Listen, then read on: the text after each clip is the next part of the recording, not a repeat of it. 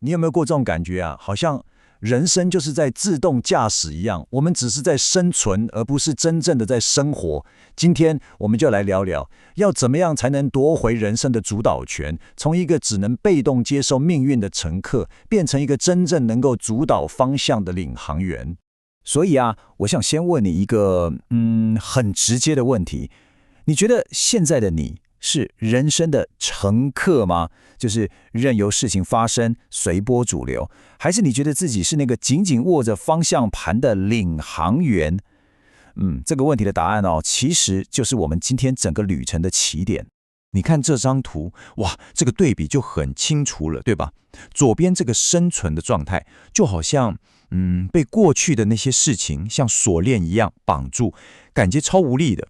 但是你看右边的生活，哇，那完全是另一回事了，是挣脱了那些束缚，勇敢看向未来，感觉自己浑身都是力量。所以我们今天的目标很简单，就是想办法陪你一起走过中间这座桥，从左边走到右边去。好，那要怎么走呢？别担心，我帮大家准备好了一张地图，一步一步来。首先，我们要先觉察到问题到底在哪里。然后呢，我们会学到怎么透过改变观点跟采取行动来拿回主导权。接下来，我们要在成长的过程中从痛苦里找到意义。最后，我们会看到一些真实的故事，看看那些真正的领航员是怎么做到的。好，那我们就开始旅程的第一站，觉察。你知道吗？就像这里写的，你要挣脱任何东西，你总得先看清楚，绑住我的到底是什么嘛？对不对？这条锁链到底长什么样子？这个所谓的受害者心态啊，通常有3个很明显的警讯，你可以自己检查看看有没有中。第一个就是很常沉溺在自怜里面，你知道吗？这时候大脑就会变成一个只会找坏事的雷达，一直想为什么倒霉的总是我。第二个就是不知不觉的把自己的力量交出去，最常见的就是把自己的情绪怪到别人头上。这等于是把你情绪的遥控器直接交给别人，他爱怎么按就怎么按。第三个就是会觉得全世界都对不起我，好像世界欠你什么一样，然后就很容易变得愤世嫉俗。其实啊，这个心态在心理学上有个专有名词叫做习得性无助。但最好玩的是什么，你知道吗？这其实是大脑的一个自我保护机制。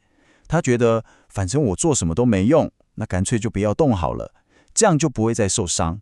可是问题就来了，这个机制反而让我们卡住，动弹不得，然后就一直内耗。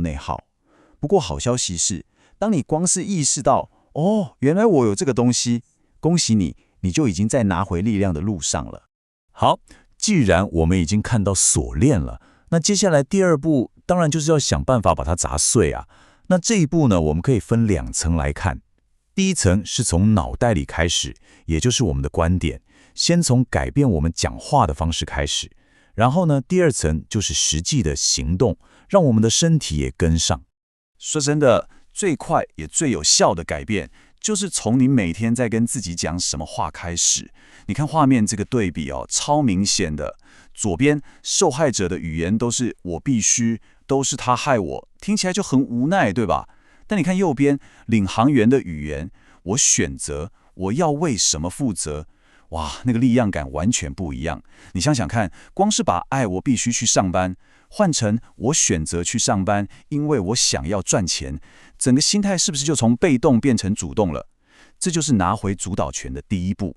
这个概念，如果我们再把它推到极致，就是一个源自美国海豹部队的观念，叫做极度所有权。它的核心精神其实很简单，就是不要再怪东怪西了，为你生命中所有的事情负起100%的责任。为什么？因为你想想，当你在怪别人的时候，你其实就在说我拿这件事没办法，对吧？你就把力量交出去了。但是当你一肩扛起责任的时候，力量就回到你手上了，因为你才能够去改变它。哇，你看这句话真的讲得太好了。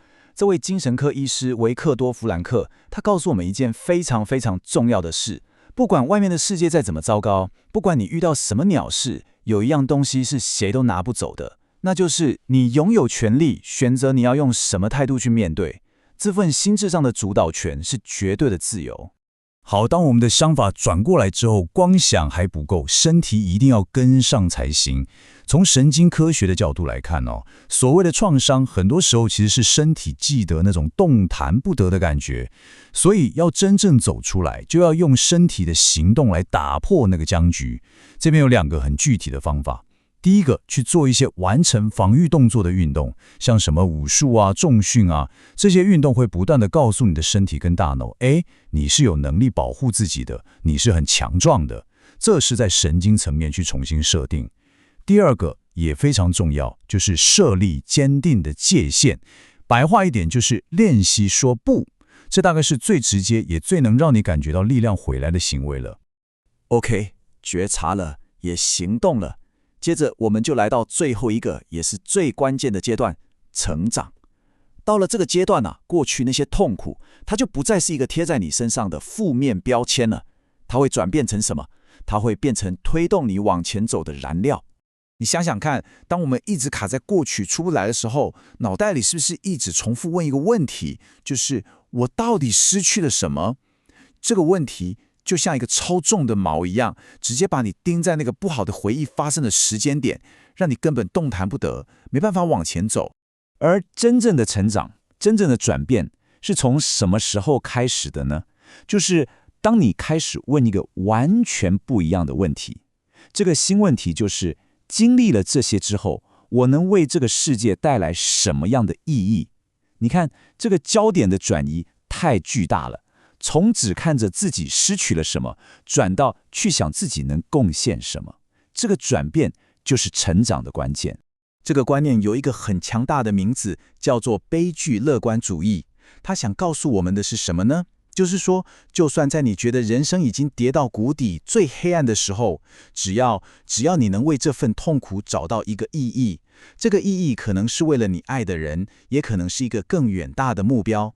不管是什么，当你找到那个意义的时候，痛苦本身就不再只是纯粹的痛苦了，它会被升华成另一种东西。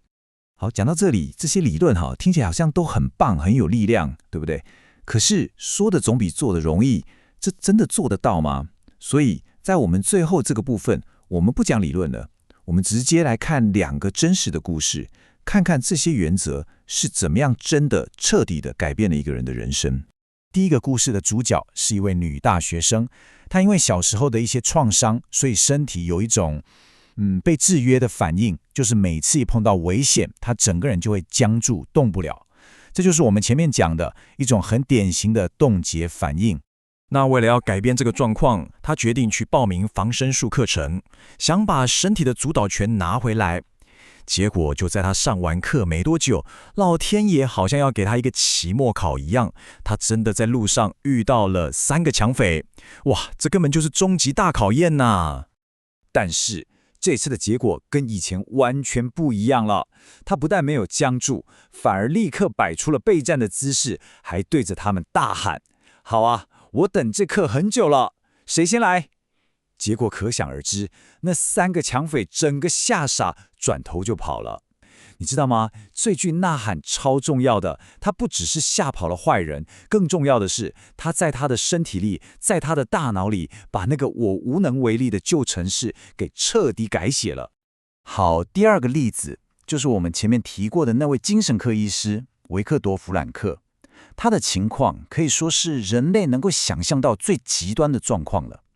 在纳粹的集中营里，他的身份、他的财产、他的家人，所有外在的一切，全部都被抢走了。在那种根本看不到明天的地方，他眼睁睁看着身边的人一个一个被绝望吞噬。但是弗兰克选择了不一样的路，他对自己唯一剩下的东西，也就是他的心智，采取的极度所有权。